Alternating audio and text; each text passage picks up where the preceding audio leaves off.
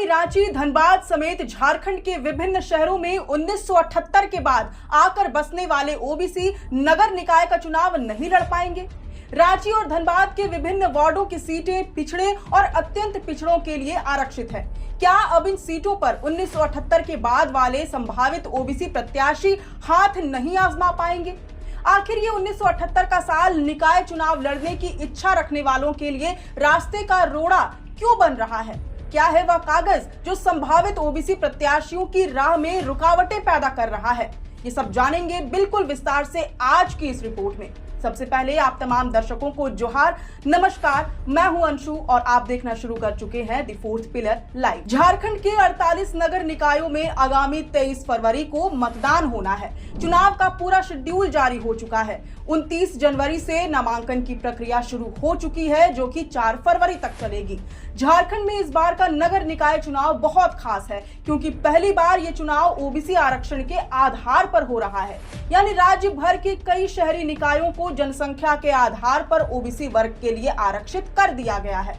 Mayor seat से लेकर कई ऐसे वार्ड हैं जहां केवल पिछड़े या अत्यंत पिछड़े वर्ग के प्रत्याशी ही ताल ठोक सकते हैं। इस फैसले ने पिछड़ों एवं अत्यंत पिछड़ों के लिए शहर की सरकार में अपनी भागीदारी सुनिश्चित करने के लिए द्वार खोल दिए हैं।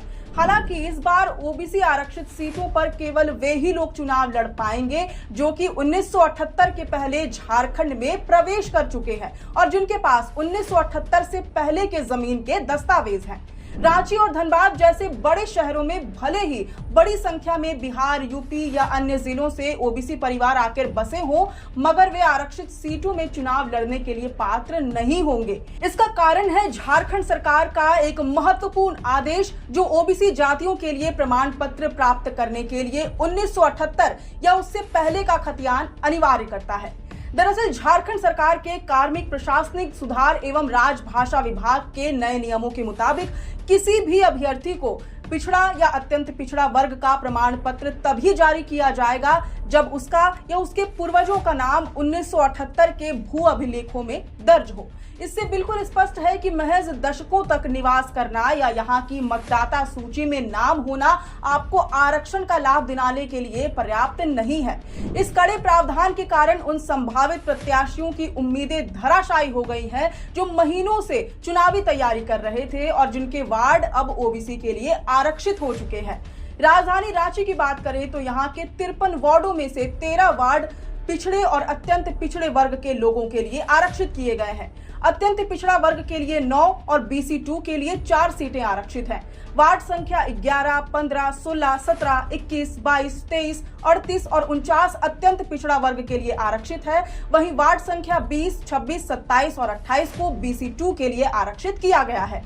इन क्षेत्रों में सैकड़ों ऐसे दावेदार थे जो चुनाव लड़ने का मन बना चुके थे, लेकिन अब उनके पास जाति प्रमाण पत्र हासिल करने का कोई कानूनी विकल्प नहीं बचा है। यही स्थिति धनबाद नगर निगम की भी है, जहां 17 वार्ड ओबीसी के लिए आरक्षित हैं। इन वार्डों में रहने वाले वे लोग जो 30-40 साल से वहां व्यापार या नौकरी कर रहे हैं, लेकिन जिनके पास 1978 से पहले की जमीन के कागजात या डीड नहीं है, वे अब चुनावी रेस से पूरी तरह से बाहर हो गए हैं। प्रशासन ने साफ कर दिया है कि गैर शैक्षणिक कार्यों के लिए बनने वाले प्रमाण पत्रों में जमीन के पुराने दस्तावेजों की अनिवार्यता से कोई समझौता नहीं किया जाएगा।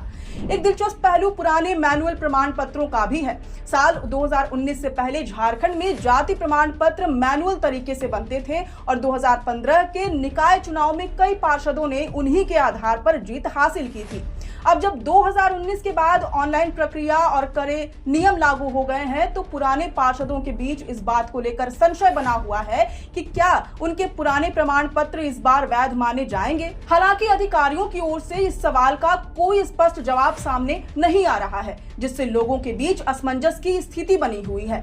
जिन लोगों ने पहले किसी तरह से कागजात बनवा लिए थे, वे तो मैदान में डटे हैं, लेकिन नए सिरे से प्रमाण पत्र बनवाने की कोशिश करने वाले नए चेहरे रेस से बाहर हो गए हैं। वार्ड समितियों के अभाव और स्थानीय जांच की प्रक्रिया की सही जानकारी नहीं होने से भी संभावित उम्मीदवारों की मुश्किलें बढ़ गई है।